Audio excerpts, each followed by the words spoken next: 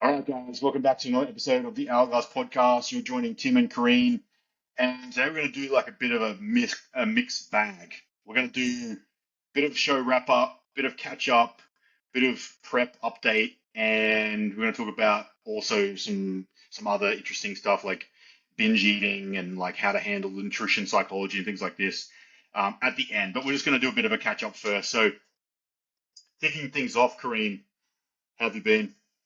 What is up? I've been good. I've been good. What have I been doing? Just working. What's new? No, it's actually been a really good, exciting month, June. Yep. It's been fun. We have been celebrating. It was my birthday month, which was fun. Yes. And I had And a I lot of also like, noticed, I yeah, noticed that all of the women in my life, in some capacity, are born in June. yeah, I know. I Like was about to everyone say in the like so business, many all of my people. athletes. Yeah, it's crazy.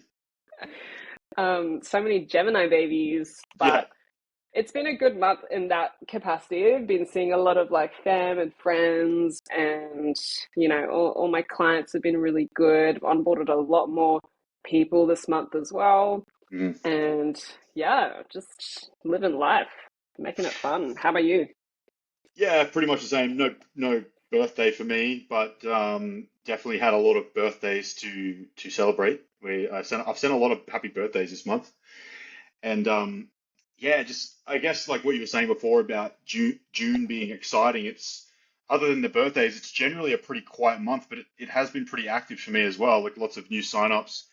It's generally the middle of the year is when the roster kind of does shift a bit. You see people changing goals end of financial year. It's like the low months, like everyone's kind of questioning themselves and things like this. Especially with comp prep, you kind of have an influx of new motivated people or sort of like um, that sort of old motivation kind of dwelling out a little bit. It just depends where people are at. It's that winter mindset, you know. So that's where I see people either fostering um, success or kind of leaving themselves in the same place. Have you Hmm. noticed that with posing as well? Mm, I believe, yeah, actually, yeah. Like I was saying, like I've onboarded a lot of new girls, but they've all been like really great people to onboard. Like from the Mm, get go, our first session, because I can always tell straight yeah. away from the first 10 minutes even of just talking to someone. I can tell where their mindset is and how well they're gonna do. As an athlete in general, like not even just that season, but for the rest of their like competing career, I can tell straight away. So it's been, yeah, it's been a good month in that sense. I've just had a lot of interesting conversations with interesting people, doing cool things. But yeah, like I cannot believe that it is like half the year is gone. Mm, Insane. It's flown by. I yeah. remember being at the start of this year being like, Yeah. how are we gonna make it through? I think you're right. Like if someone's starting something in June, July, they're generally the right mindset people. Like they're generally people who are in the right headspace because you often see it when it's coming close to summer or coming close to shows or straight after shows. But if you're starting your bodybuilding journey or you're kind of committing to a coach or something like this in the directly in the middle of the year, you're in the right spot. You know, you can get when I have those interactions with people, they're generally the right clients. So I'm always looking forward to that. It doesn't mean that I don't get good clients after shows and things like this, but it's generally there's a lot of emotion around those shows, you know. Hmm. Yeah, big time. No, I'm excited, and I can't believe we're like 3 weeks out of season B. Yeah, It's I pretty know, cool. I know. Are Uh, you are you coming to watch any of the shows? Yeah, I'll be going to Sydney. Hmm. Um, yeah, I've got a couple in that one, but yeah, I don't have. It's kind of weird because there's no national show. It's just a qualifier. So I think we'll have a lot more girls next year. I have a large percentage of my bikini athletes are actually natural. So we're going to have a large team next year when there is a pro qualifier in Australia. I think it's just the added travel that a lot of people don't really see it's part of the conversation. They're like, should I wait until next year? And generally, like, unless you're already very developed and you want to take it overseas, you kind of want to be very sure about that before you travel, if that makes sense. Um, Mm, don't really want to test the waters overseas, you know? It's kind of a lot of money. yeah. Especially in the natural shows, because I feel like it's a very mixed bag. Like when you go to a pro qualifier worldwide, like in the open shows, you kind of know what you're heading into. Like you know the vibe, you know if you're good, you know if you're like on the cusp. Yeah. In the natural shows, like it's you get some crazy genetic freaks in Hmm. there that just pop out of nowhere. Like not to say in opens you don't, but you kind of like you know what you're heading into, whereas natural is just like a little Yeah. bit of we could get Yeah. like a crazy dark horse in there. Yeah. It's almost like the standard is generally not as high as the untested because it's natural, you know. But then you're right, you do have that random athlete that's just next level, and they're like, you know, they've got everything in the right spot and early on in their career, like early 20s, and that's something you'll see more often in a natural show. Yeah, definitely.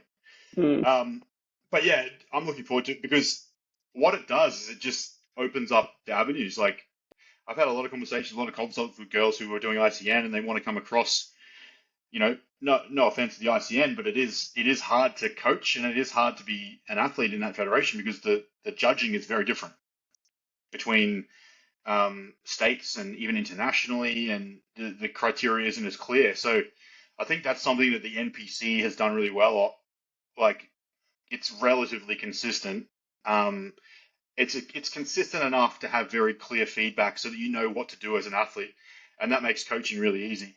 You know, Mm. same with the posing. You know, it's generally quite consistent what they're looking for, and you know, makes life easy. So I think that's Yeah. that's that's the cool part about it is that we'll have a lot more athletes who want to go that route because there's going to be natural pro shows as well, and it's just going to make everything far more interesting.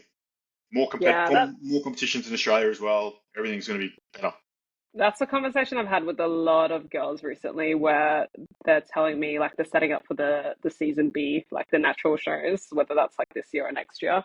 Mm. And that's like such a common thing I see. Like they've always wanted to do IFBB, but they kind of that got pushed aside where they're like, oh, I'm not big enough for it. I'm not developed enough. It's too Mm. scary. They don't know how they're going to look next to the other girls. So having that like even playing field, Yeah, it's so cool to like see that opportunity given to people. yeah. Now we have that. I'm assuming they'll have fit model as well, maybe. Yeah, I don't Yeah, see why not. Mm. and then we have that, and then we have obviously the fit model in untested, and we have bikini and untested. So there's so many ways to compete now. Um, Next year's going to be crazy with that. So I'm just looking forward to seeing, you know, new athletes, I guess, because I've been around IFBB a long time. I've been around ICN too, but more obviously IFBB, and you get to know the faces. So when you see new faces like juniors and like first timers and stuff like that, and you've never seen them before, it's exciting because as a coach, or even just as a fan, you're like, okay, this is someone to watch for. You know, let's see how they go. Um, and it's just fun to see the new faces in the federation. You know. Yeah, and then you see them come back like the next year, and you're like, Mm, oh, I remember you. yeah. You put on so much muscle. Yeah, it's cool. It's cool, and I guess it's a sign that like I don't know. It's just nice to know that the federation and the industry is growing. You know. Um. Big time, especially in Yeah. Australia. Yeah. Especially in Australia. I feel like Australia is like becoming like one of those countries that like you want to compete in, Mm, like it's like yeah, it's out of the way for a lot of people, it's this, it's that, but like the production quality and the size and the mm. opportunity, it's like it's growing, it's exciting. Like I love hearing, like when Tony announces like this person's come all the way from here. Like Yeah. in that last season, they had like this really random like European girl that showed up. I was like, Hmm. hey queen, Yeah. welcome. It's awesome. Yeah, and just a good sign. It's nice to know that we'll have jobs for a long time. You know. And if we keep doing a good job, there's always more competitors to help, and you know the industry's heading in the right direction. Because you weren't really involved around COVID, were you? No, no, I wasn't. I Around COVID, nah, I hadn't even had a coach And at that point. I don't I think. think I've I cut might out have again. dropped off like really badly. Did I cut out? Oh no, are you I'm back? back, I think. Yeah. Um, Yeah, through COVID, I'm sure it would. Wait, can you hear me? Yeah, I got you. Okay. Yeah, I was saying through COVID, it would have been really heartbreaking for a lot of people. Like I've just Mm, had chats with, people here and there, and just like all the preps that they had to cut short, or mm, like even like pro debuts they couldn't live up to and stuff like that. Would have been really yeah, tough. yeah. So it's it's sort of made a good recovery. I mean, that's not really what we want to spend this episode talking about, but here we are. That's kind of what we Both, generally do, isn't it, Kaz? yeah. Um, but yeah, other than that, I mean, industry's going well, business is going good. You know, you're doing good. What else is happening? How's your prep? We're just about to start, right? I know everyone keeps asking that, and I'm like, no, I haven't started just yet. But we are in the final week of surplus, which is Yep, exciting. Got my check-in heading to you tomorrow. yep, So we've got 4 weeks of like wiggle room, I think we yep, outlined. So we'll just decide what happens there. yeah. And then we'll get into the deep end. It's looking pretty good. I reckon we could probably push it for another couple of weeks. Like just having the food high, maybe just pull back on the fatigue and stuff like that. But um, yeah, we're pushing the surplus, pushing the training, and your body's responding well. So the rest might be just useful just to set and reset and just get your body really stable and see what we're working with. But that's kind of the plan, right? Is just to kind of just ease up on any direction and just let your body be. Especially coming into a prep, we know what it's about to go through. But Mm, it's exciting. It's exciting because everything so far has gone to plan. So you know when that happens, when everything goes to plan so far, and you're at the start of a prep, you're like, it's like when a rocket's launched. Everything's ticked off, all the engineers are happy, and they're like, okay, launch is successful. Like all you got to do is go up in the sky now. press the big red button. Yeah, that's what it's like. Everything's been accounted for. We've double checked. Your blood's healthy. Like your blood works great. You're healthy. Your mindset's on. Mm, So really, there's nothing left for us to do other than make sure that there's no fatigue. Your body's rested. yeah. I think Mm, anyone listening can like attest to the fact that like when you do like a great off season, you set yourself up really well, your body will kind of like your body and your mind will tell you when it's ready. mm, Like it'll give you that kind of like nudge. It's like mm, maybe internal, but obviously external as well when everything's just like working. mm. So yeah, I feel really ready and set up. Like this off season has been great. Like I don't think I've eaten this much food and maintained the Yeah, condition I am before, which is yeah, cool. 100% Just like agree. they say, every prep is different. I think every off season is just as different as well. So that's been exciting to like have, you know, full days of eating and like not feeling entirely like, overly full, Mm. but feeling quite full and still maintaining great condition is cool. Yeah, and we really push the training. I mean, you've been doing, I counted the other day, I think it's like 40 sets of glutes, something like that. We've Better only show.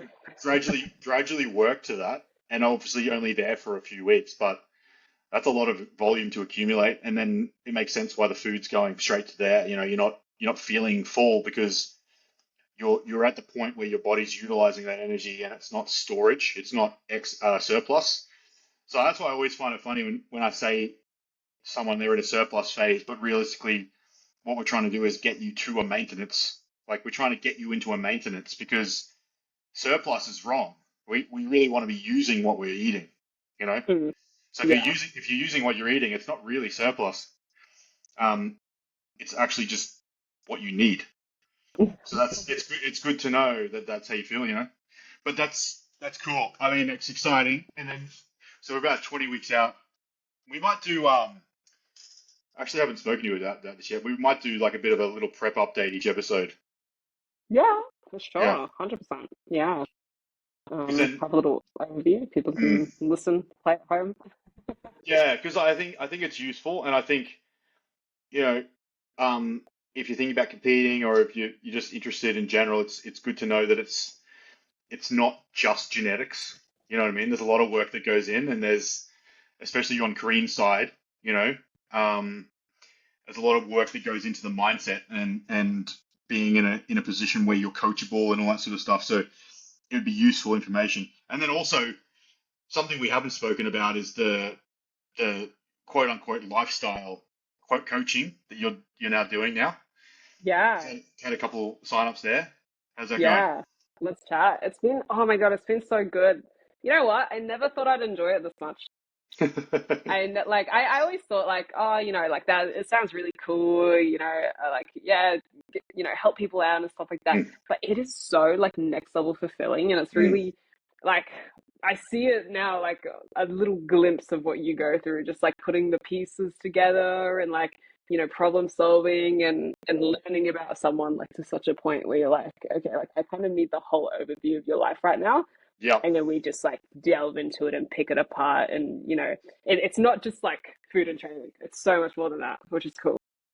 Yeah, so we've obviously launched to anyone listening the lifestyle coaching. It's not really lifestyle in the general sense. It's obviously serious physique transformation, but it's lifestyle in comparison to comp prep coaching. Um, but what we've done is I've worked with Kareen. I've helped build her up as a coach, and she's now in a position where she's able to work one on one with clients. And so if you're interested in this non-comp prep coaching, then please reach out to Kareen because she's available and she's very excited, as you can tell, to help you out. But it is very serious. Like it's not like I just want to lose fat, or I want to gain a little bit of muscle. It is for serious inquiries, serious athletes who want to develop themselves, and they are possibly interested in competing one day, but not yet. So it's a bit of a bridge, I'd say. It's sort of like Mm, work with Kareen, and then once you decide you want to compete, then join the one percenters.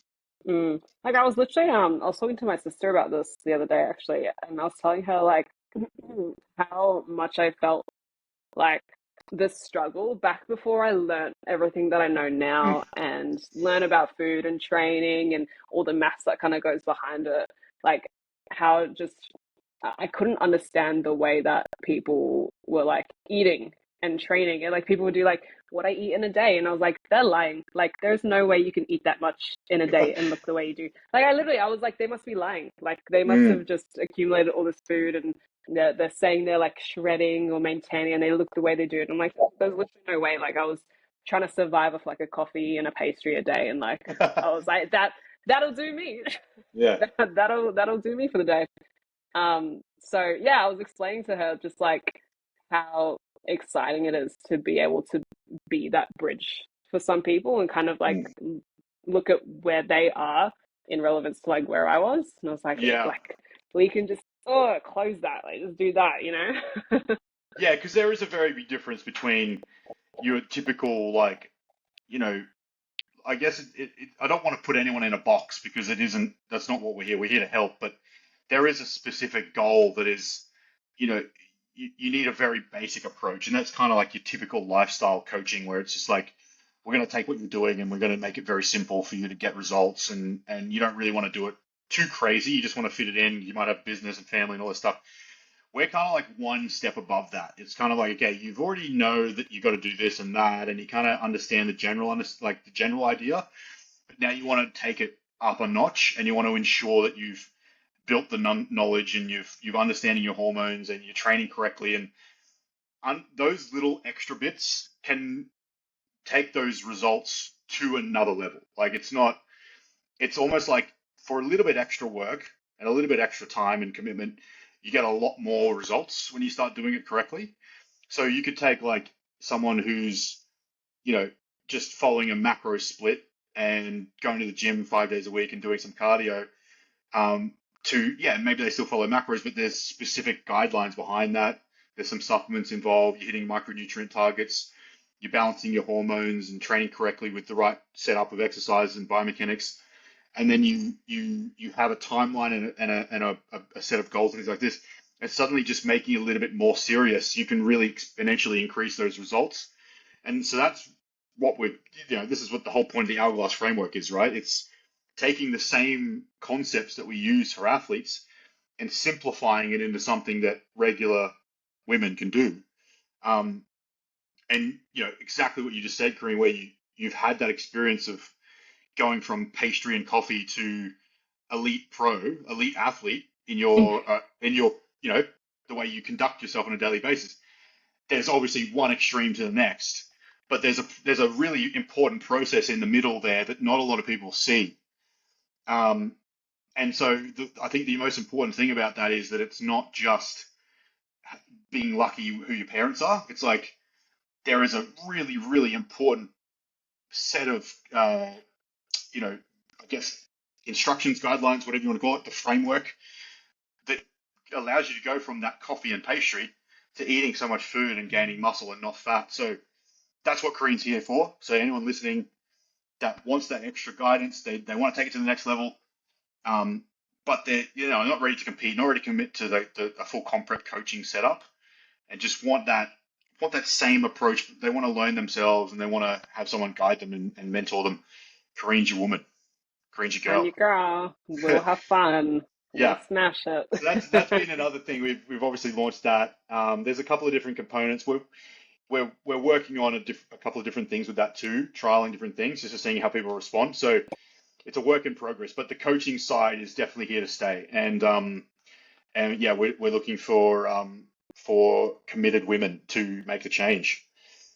Speaking of, How, yeah, sorry. sorry, I was about to ask, how's it felt now launching it? Because I know you've been working Mm. on it for a good long while. Well, it's good. I mean, the thing is, I'm always thinking about the next thing. So as soon as it's there, I'm like, yeah, cool, tick, tick, tick. And now I'm really just focusing on building it up and sort of ensuring that it is successful. Because at the end of the day, I want to help people, and so I want to know that the things that I'm doing are actually helping people. So the crucial part is building it up and making sure that people are actually enjoying it and you're enjoying yourself and we're getting the broader picture. We're building it to the right point, because it's not just anyone can have good marketing and sell some programs, as you know, with social media. Um, it's deeper than that for me, because when I started coaching, I worked with a lot of women in the gym. I was a PT, and I had a lot of women to work with. I don't know why it was the case. I think I just enjoyed them, made my personality just got along with women better than men for some reason. And I had a lot of women clients, female clients, and I noticed the same issues always. Um, and that's kind of stimulated this whole working with bikini athletes and women in general, and the hormones and the training biomechanics, things like this, because it is very specific to females. It doesn't mean that I don't enjoy working with males, but I think that's what stimulated that greater picture thing for me. And so having this set up in such a way that you're able to help and building it and kind of using it all together, I want to make sure that it's actually helping people. Hmm. So it's kind of a bit nervous, but excited, I guess. Yeah, it's kind of, yeah. All giddy. It's happening. Yeah. But I mean, it's because I've always coached lifestyle. Like, I still do have some lifestyle clients, but they are still very serious. So they would still consider themselves athletes, and I do consider them athletes. But the reason why I say lifestyle is because people don't understand the difference between comp prep and physique transformation. They just think it's lifestyle coaching, Hmm. but it's a step above that, We're gonna make a So new term for it. We yeah, gotta we've got to like change it. rebrand it. Yeah, Yeah. It's our own thing. yeah. But I think that's the thing, is like I'm excited about the whole concept, because it really does. There's so much power in those pillars. Like, when you combine them all together, there's a lot of power in them individually, like training correctly, hormone balancing, your nutrition. But when you balance them all together, it's incredible, especially for females. So Mm. yeah, really, really cool. And yeah, just excited to keep it going. But hey, you were talking about something before, and it made me think about the topic we wanted to cover today, which is food Mm. and binge eating. Mm. And I think that this is a very common issue, and I don't want to obviously make this a really long TED talk or anything, but I think it's a good time to touch on it, because now that you're working with clients one on one, this is going to be Mhm. something that is common, right? For one reason or another, I see it obviously in competitors. It doesn't isolate itself to competitors, but there is a common issue there with people who want to develop themselves. What's your experience with that with yourself? Have you had any issues with food like that, eating habits, binge eating Mm, episodes, anything like that? Not not as such. I've definitely experienced like the need to. I think definitely after like first comp, Mm, because yeah, no matter how much people set you up and tell you that's the hardest part, you're gonna want to eat everything in your pantry and you have to stay out of your mm, house, blah blah blah. No matter how much you hear that, you don't realize how strong that urge is until you have to go through it. mm, Um, but and like I've had many conversations with many people talking to them about their experiences with that cycle, and you have to be very vulnerable to be able to speak about it, yeah, because I think especially in the space that we're in, like it's not frowned upon. I don't want to say it's frowned upon, but people are scared to be perceived a certain way if yeah, they talk about it. yeah, yeah. It's Um, very important. Yeah, yeah, but it's. I think that's why we have to have these conversations as well, because so many people go through it and they're not alone. hmm And the more knowledge, the more power through these things. yeah. I think it's sometimes very common. Like when you least expect it as well. I think I always sort of get that feedback. You're right. It's firstly that vulnerable feeling of like being able to express it, and discuss it, and then it's the second thing of being in kind of almost in denial of like I'm better than this type of thing. Um, and it's kind of like once it's happened, and you kind of almost want to forget about it and try and move on without it. But all it's doing is it's highlighting an area of you that's not polished, and it doesn't necessarily mean it's a food relationship issue. It's just some area in some other capacity is causing you some stress is a big deal, and it's creating a weakness, or it's finding a weakness somewhere else. It's kind of like if there's a crack in the windshield, it might not break the glass, but if you go over a speed bump, suddenly that crack is exposed, and you see the stress formulate itself wherever there's weakness. Mm, And that's what's happening here. That's why often with athletes, what I experience this with athletes post show, because they've held it together all prep, haven't cheated on their diet once. They're 100% accurate with everything. Don't even sneeze without calculating it.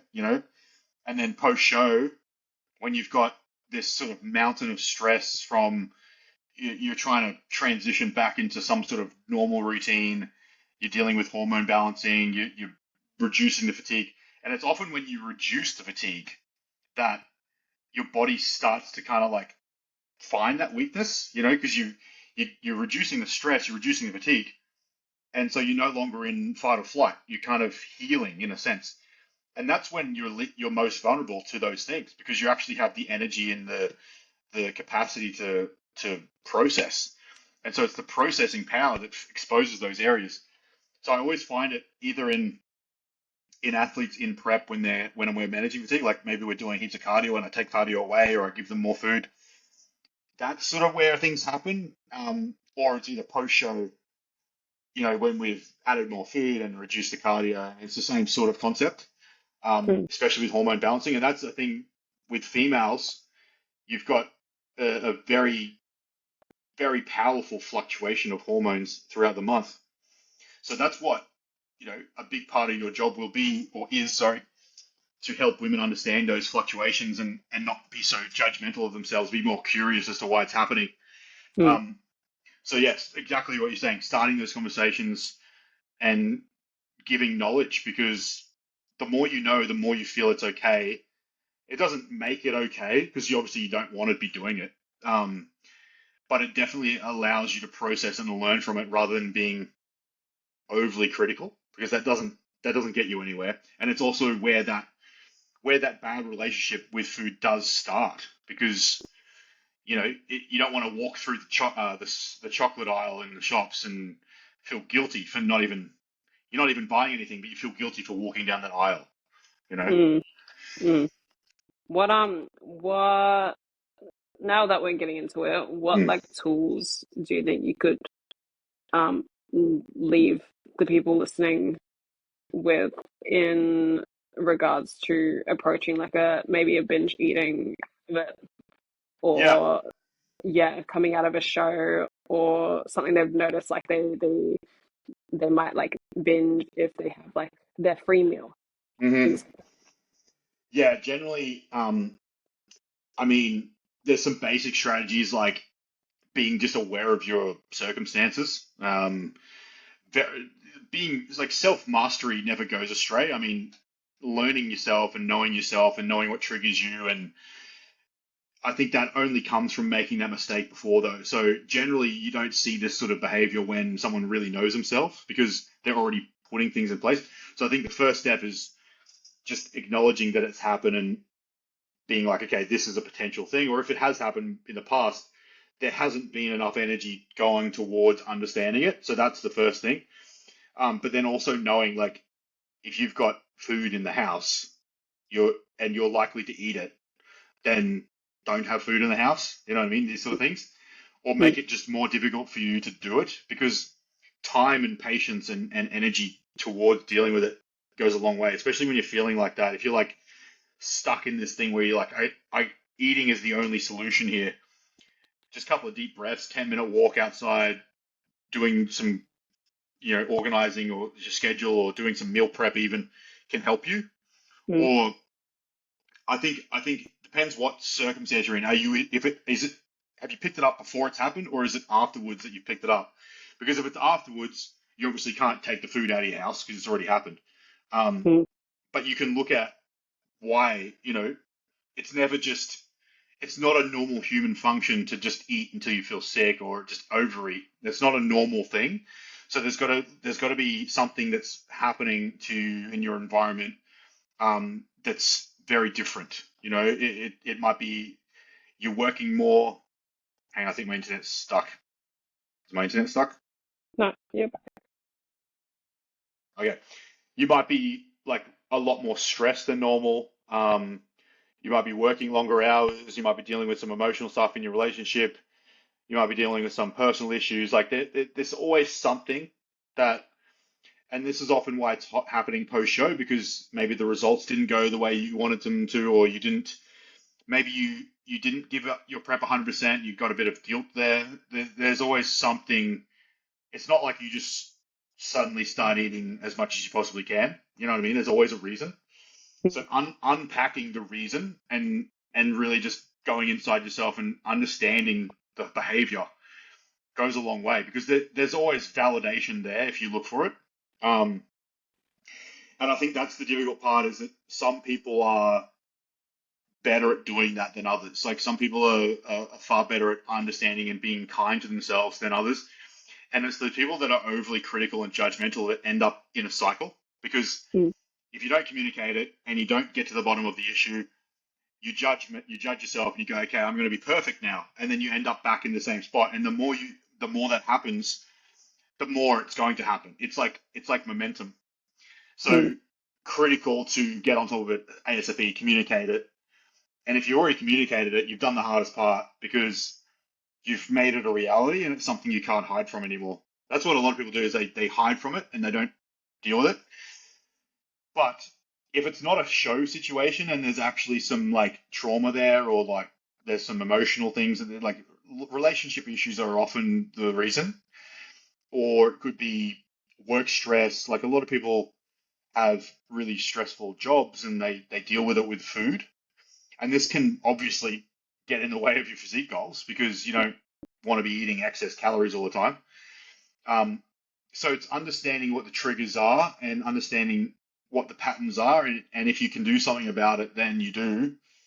Otherwise, sometimes you need to make some big changes, and that's the most painful part. And a lot of people are unfortunately unable to do that for one reason or another. Maybe there's like, but that's often part of this whole process, this whole journey is saying bye to things that aren't serving you. And sometimes, like, all it takes is a big change like that, and suddenly you've got a different outlook and you've got a different approach and you break those habits. So, again, it just comes down to being real about why it's happening.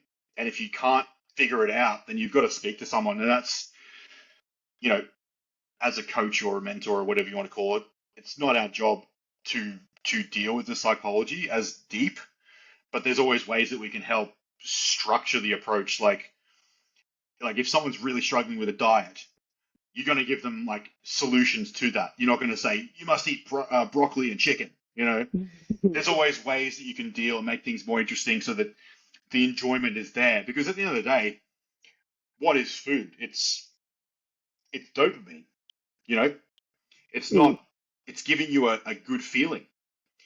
Yeah. Even bland food will make you feel good at the right time. So what it's suggesting is that there's either a dopamine problem somewhere else, or the way that you deal with problems is dopamine. And so your solution to a problem is the food. So that's where we always put things in place. Like, what do you enjoy? What are you not enjoying? How can we make those things you're not enjoying more enjoyable? How can we do more of the things that you do enjoy? And then suddenly there's more enjoyment just in general. And that's going to go a long way to managing, like if your life's stressful and boring and shit, then you're going to be changing that. And suddenly, you often don't see really, really happy people overeating because you just don't need to. It's not a normal reaction, you know? It's not like your sudden urge once you get something. Like if you win the lotto, for example, you don't go straight to McDonald's and eat everything you can find, you know? It's not a normal reaction if you get some good news or you're feeling really good. So yeah, so it's generally just manifesting a problem further upstream or further downstream, whatever you want to call it, in your behaviors. And that's where weak links are. So sometimes, you don't always even have to have a food disorder or eating disorder or bad habits with food for this to start. It can just start because you've been restricting yourself for so long. That's why post shows are always so difficult, or post restrictive diets are always so difficult. So you got to be very careful. What is your goal? What are you trying to achieve? And that's how I like to coach, and it's the same. It's kind of what I'm imparted with you and sort of helped you so that you can help your clients. It's a holistic approach. You don't want to just disregard all of your other things in your life just to look a bit better or just to win a show. It's got to all work together. And your internal health and your mental health and your training enjoyment and the reason why you're doing things, that has to be the forefront of the results, because then when you're standing there and you look good, the rest of your life's awesome as well. And that just makes it tenfold better. So yeah, there's a lot to it. Obviously, again, like I said, I'm not a psychologist, you're not a psychologist, so we're not here to, do that work, but it's still a big part of the psychology side of coaching, is to understand why these things happen and to help put things in place from a program design perspective that can help alleviate those outcomes. And if those outcomes are happening, what do we do about it? And that's honestly like what we've spoken about, like different tactics with diet, managing stress, like program design, like, the last thing to do if you're having issues with food compliance is eat less and do more activity. Things like this. It's like just reducing the stress from the system, because at the end of the day, if you can't follow it, it's not going to work. So you want to be happy, you want to be enjoying yourself, because if you are, then the results will come, and it's not a matter of time anymore. It's just part of your life. You just enjoy yourself. Yeah, I think people forget just how addictive food can be, because like you were saying before, it's a dopamine rush, that's like that's why people get into drugs, right? Like they get stressed, they need an outlet, they create this pattern. Okay, when A, B, and C happens, I resort to D, right? I feel really bad about it. I try backpedal and I go back to A, right? And then we go A, B, C again. So it's important to find the support that you need before you slip into that cycle, because the further along you go, it's not going to feel any better, and it's just going to get worse and worse and worse. You're not going to feel any better about yourself. So to save yourself the mental stress, the mental burden, the physical stress and burden, it's important to find the support and be aware of your own habits and work on breaking them. And there's no shame in it. Like you're not broken as a person or as a competitor. It doesn't make you any worse of a competitor at all. It makes you human. 100%. Yeah, and that's the most important part for anyone listening that is dealing with this is it doesn't put in question your passion or the seriousness of your goal. You hear this a lot. This is the dangerous thing about social media is you hear some coaches and people talking about like if you choose this food, it means you're choosing the food over your goals. Things like this, and it's dangerous because it makes sense to tell an elite athlete this. Like if someone's like trying to win the Olympia and you're like they're cheating on their diet and you're like, hang on a sec, you're choosing this food over your Olympia title. Like you can use threats and fear with a very deeply entrenched relationship with like let's say you've worked with a client for 10 years and you know them truly and you kind of use that little bit of fear to motivate them at that moment, but there's so much trust that's built and there's so much sort of groundwork foundational stuff that's gone into that relationship that can work, but it's not going to work with someone who's just trying to look better on the beach for or train better or something like this. Or it's the first show. It's not a very good tactic. Fear isn't going to work long term. So it's very, very important to understand the patterns and work on it from a self mastery perspective. It's like, what's the point in looking good if you can only look good for a short period of time before you lose momentum and go back to your old habits and things like this. So even if you do have, that's why I always, as a comp prep coach, I try to, for bikini especially, that's why I like bikini. It ties into all this very nicely. You don't want to be just looking good on stage for one day and then you go out of shape and you don't look a bikini athlete anymore. One, because you can't see you progress, and two, because it's not instilling this whole idea of health and fitness.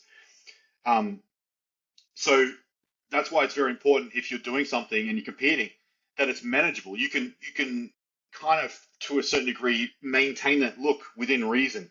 Obviously, it's not healthy to stay stage condition, but the way in which you get to it shouldn't be life changing. It shouldn't be like you break up with your partner, you lose your job, you go off all food. Like any bikini athletes who eat just chicken and broccoli and no variety and no nutrients just to look good for a day on stage, it's so wrong.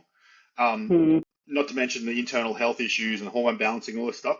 So that's why you want to do it from a self mastery perspective. You want to do it in such a way that's manageable long term, not just for your health but for your mindset. And it's got to be bringing you power in the rest of your life. Like it's got to be making the rest of your life better, not worse because of it.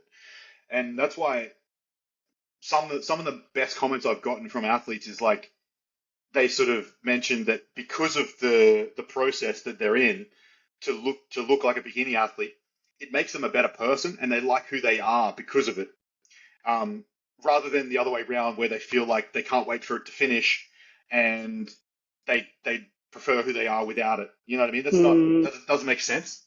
And that's got to be the same with your physique goals. If you want to look good, manage yourself, hormones, feel good, and you haven't had that experience before, you've got to do it the right way. You don't want to rush it. You don't want to like restrict yourself and hate the process because you're not going to like who you are. And that's part of the issue with these eating habits is if you don't like who you are, your moral and value compass is all over the place and you start acting on pure impulse and emotion. And that's where these things come from. You're trying to make yourself feel good. Like you said, with the drug use and stuff, it's very similar. I see it all the time, like with athletes. And look, everyone works a different way and thrives in their own ways, and that's totally fine. But it's kind of like that background thing that you have to guess, like, okay, this person looks like they're literally punishing themselves with prep, and they're taking it complete extreme. And yeah, like they look great on show day, but then you see the week later, and like all their posts look completely different. It looks like you're following a whole nother person because it's like cakes and donuts and come out to this restaurant with me and all the stuff that they felt like they were missing out on because um, it was kind of their choice to punish themselves in that matter. So it's important to keep things enjoyable and not like, and this, goes for athletes, this goes for lifestyle people. You, it doesn't have to be so restrictive to still hit your goals, and it's important to find enjoyment within food. I think a lot of Yeah. people try to take it away because they think that's what the goal needs, and Mm, a lot of the time it doesn't. no. You know. Yeah. Really important what you said there because um, doing it for the wrong reasons, or at least doing it in the wrong way for the right reasons, there's pretty similar outcomes. Um, and so like learning how to go through that process correctly uh, is confronting because it kind of like exposes the work that needs to be done, or at least the discomfort. Like remember we spoke about like you're signing up for a lifetime of discomfort, but it's a joke because what you're after is really self mastery and enjoyment of that process. If you enjoy eating cake every day, then maybe this isn't for you, you know. And so it's not a matter of being restrictive. Like you don't want to say, okay, I don't want to not eat cake every day. Doesn't mean you can't be an athlete. It just means that while you are an athlete, you're prioritizing being an athlete.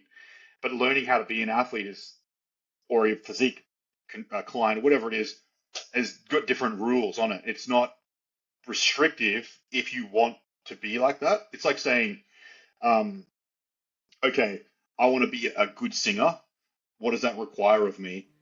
Well, it doesn't really matter what I have to eat because maybe the nutrients make me somewhat of a better singer. I don't know if there's any science to that, but for physique athletes, there's a massive part of that, you know. So it's something you sign up for. It's not sort of if we could eat whatever we wanted and still have the result, then we definitely would, you know. I don't think Mm. it's not sort of like we. I mean, there is a part of me that likes to eat clean because I like how I feel, and that's obviously been instilled through my bodybuilding. But it's certainly not the fact that I don't like eating pizza. You know, I like pizza. I like nice food, but I also like how I feel when I don't eat it all the time, you know? So Mm. you got to kind of like who you are because of what you're doing. And if you like who you are because of what you're doing, it's going to be less likely that you want to change that acutely. You know, you're not going to try to like escape um, or avoid what's happening. So sometimes if you've got a bit of a conflict of interest, maybe your life's very stressful, work's tough, relationship issues, whatever, home life sucks or something, and you haven't really fostered that relationship with yourself where you like who you are and you're doing it for the right reasons and you put the work in and you got a good timeline and things like that, it's very easy to go to food or drugs or whatever because you're trying to escape. Um, so that's where it's sometimes dodgy to simplify it because it can be quite complicated. But again, it just comes down to communicating and and just identifying what it is that you're actually trying to achieve. If you're trying to be a pro athlete, there's a little bit less room for food that you whatever you want. But if you're trying to just look a little bit better, balance things, feel good, you might have a little bit more freedom. You might be just too restrictive for the goal. You know, Mm. trying to mimic a pro athlete's approach to their day, and you're not nowhere near that physically. You might be just a couple of steps ahead. So you've got to kind of approach your goals for where you are, rather than I'm shit. I can't stick to diet for more than 5 weeks. Therefore, I may not be capable of doing this. It's like, well, you know, you've got the big gun and you don't have the license for it. You know. Did you ever have any issues in your like competing career with binge eating? Yeah, I've had every type of issue. I've had, I I'm not ashamed of that though because I was learning all of this stuff without any mentoring. I had some good coaches, absolutely, don't get me wrong, but they were good coaches to me when I'd already learned all my lessons. So it was kind of like I had to sort of self-teach myself, make all the mistakes. You know, multiple times I quit because I was in that space where I didn't like who I was. And so I quit and returned to bodybuilding probably like 6 or 7 times, you know, and that's what's made me a good coach. So I think I had to learn all those experiences early on. I remember prepping myself and there was this like uh back then, before like Instagram was really really big, there was like that whole concept of weekly cheat meals. Was like the concept was, if you cheat on your diet once a week for 24 hours, it'll stimulate your metabolism. That was the, that was the that was Bro the science. yeah, it was, yeah. And like there's some truth to that in terms of like calories, because like if you go really low food and then you eat a lot more food for a certain window of time, it's going to bring cortisol down. You're going to fill your muscles up. And generally with like cheap food, you're getting everything. You're getting sodium, you're getting fats, you're getting carbs, you're getting water. So there is some truth to it, but it's certainly not necessary to go and eat everything you can. Mhm. So I learned how to binge eat. You know what I mean? Mm. Uh, and then obviously, because you learn that and you learn that it works, it you learn that it actually is positive for your physique in the right circumstances. But because you have no experience with it, you think that it's always positive, right? Mhm. And so you don't know the difference between physical fatigue and mental fatigue or stress when you're in it and you're coaching yourself. So you're like, man, I've had a horrible day. I might go and binge eat or cheat meal, and it'll make me look better tomorrow. You know, so you kind of learn that bad habit initially. So I had to kind of like unlearn all of that, because it was the I had a lot of mates who I spoke to and things like this, so it did help. But they would be very much structured with that. Like I had one mate who would eat like he would eat a whole loaf of bread with Nutella once a week, you know, and it's just like that was just what he did. It wasn't necessarily going to work for me, but it kind of stimulates these weird bro sciencey solutions to things that really you don't understand. So I think having a coach at that point in time would have been like a coach with the knowledge would have been very useful, because I would have been able to bounce those ideas and be like, why does this happen? Um, Teach me why this is happening. Why do I look better when I do this? Is it right or wrong? And then having someone explain that. See, it's not necessarily a psychologist you need there. It's someone who knows the science of what's happening to your physique, so that you Mm. can understand that it's not a solution. You know, Yeah, yeah, it's a yeah. solution That could be that sometimes. that could be applied to so many things in life. Yeah, Like when yeah, something works once, and you're like, I feel like that shouldn't have worked, but I'll do it again. yeah, yeah. It's seriously like I have this conversation with a lot of guys. Like it's more common with males, because there's a lot more conditioning. They're a lot leaner on stage, and there's a lot more going on chemically and things like this. Um, so when you do have, like, for example, if you're eating very, very clean food and you go and have a burger, sometimes it makes you look very temporarily great. It Mm. can make you look crazy for like a couple of hours, and then it disappears and you turn to soggy.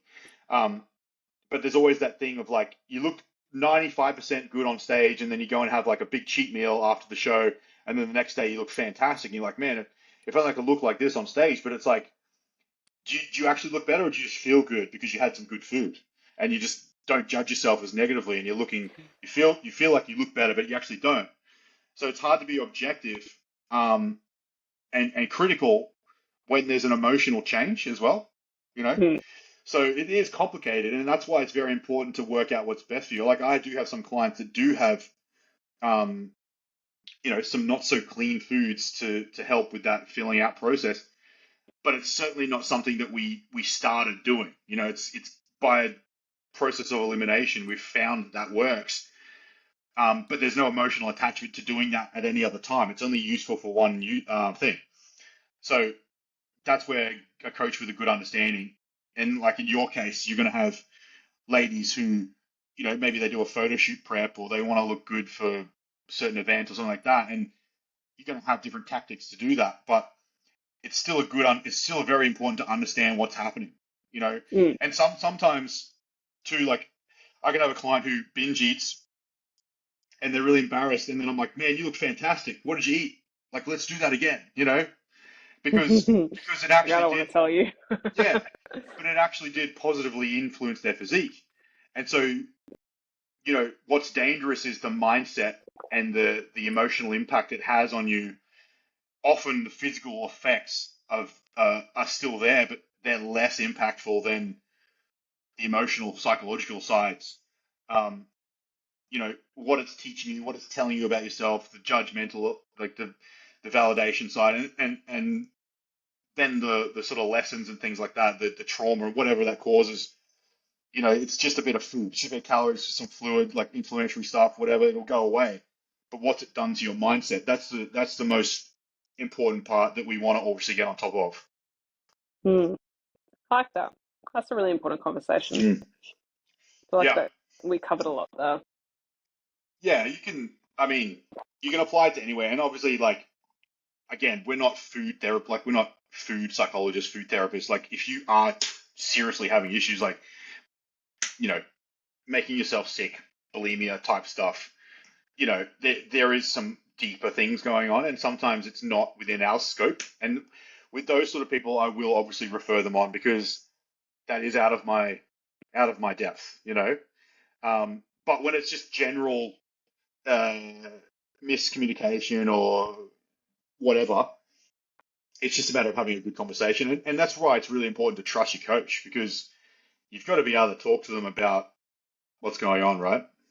It's very, very important. Yeah, And not feel shit about so yourself. important. I know, I know. It's so strange, the coach-client relationship. It's like, Mm. I feel like you know more about me than like most people in my life. Yeah, and that's cool. It's such a privileged place to be. Um, and I really enjoy that part because what it means is like, when maybe like 10 months of the year, you don't need that, right? You don't need someone to be there. But when you do need that person, right? You're there and it's so effective. It's so effective when it's needed, but it's not needed all the time. And so if you can get to that point with your coach, that's what you're paying for. You're not paying for, I mean, yeah, I mean, you're paying for someone to make the decisions and you're paying for the programming and you're paying for it, of course, but there's so many priceless situations that you get from trusting someone. And if you've got the right person that you trust, um, it can equally be damaging if that person doesn't have your best interest in mind. But if they do, hopefully, then there's so many priceless situations there that can really slingshot you forwards, regardless of what your goal is. I think that's really cool. That's what the power. Such a fulfilling side. I think that's what you said before about coaching. Um, because when that all does come together, there is no feeling. I mean, talk about talk about that. Like when you won, that was just a perfect example of just being like, okay, all of the shit that you've ever gone through, anyone, not just you, but like any client, is worth that. Just that one moment where there's a success, um, because that's what it's all about. Is like being that support and being understanding and being trusting and putting it together into something that's successful. Uh, there's no better feeling than that. It's incredible, and you'll get Look at us that. getting all sappy. You'll get that with little things like someone could just look good. They look good and they're feeling good and you can tell their vibes there, and that's satisfying in itself. Mm. Just seeing shifts in people and being a positive influence, is fantastic. So, ladies, if you want some support, remember you're a part of the team, so you do get my support as well. You're part of a group and everything. But yeah, you'll be talking with Kareen, obviously. Um, but yeah, if you want some support, reach out to either me or Kareen. We'll get you sorted. Yeah, yeah, absolutely. I'm excited. Now you got to go I've train, been right? excited for a long time. Yeah, I know. You've like G'd me up. All right. I'm like, oh, Smash. chasing more wins. Let's go. Yeah, I mean like I obviously go very deep with it. I don't know, a lot of coaches, like I'm sure a lot of coaches have good intentions and everything. I just go very deep with it because I think coming from a place of like, yeah, I've had some great coaches, absolutely. But I think like the positions that I've been in as an athlete have kind of made me the type of coach I am, because I know that if you're supportive at the right times, it can be like it can either make or break it. It's sort Mm. of like the timing of support is far more important than the support, because you can also be supportive at the wrong times. So timing is crucial with coaching. Knowing what you're talking about, that's very important. But knowing when to talk about it is like that's something that is a skill in itself. So That's yeah, why we're here. That's right. That's why we have this. Yeah, exactly. Yeah. So yeah, it's cool. But that's what, I hope you girls have some important goals that we can help with. So reach out to Kareen and me. Yeah, hell yeah, And we let's might do do it. on the next episode, we might talk about the latest shows because it's been nearly an hour. So we'll just do another episode of that. I think there was like Yeah, 3 or 4 pro shows since the last one. I'm sure more will come up when we Yeah. wrap them up as well, which should be good. Yeah, I know. Sweet. Yay. All right. That's it, guys. If you have any questions, feel free to reach out. And thanks for the support again. And we'll talk to you all in the next episode. See you guys. Bye.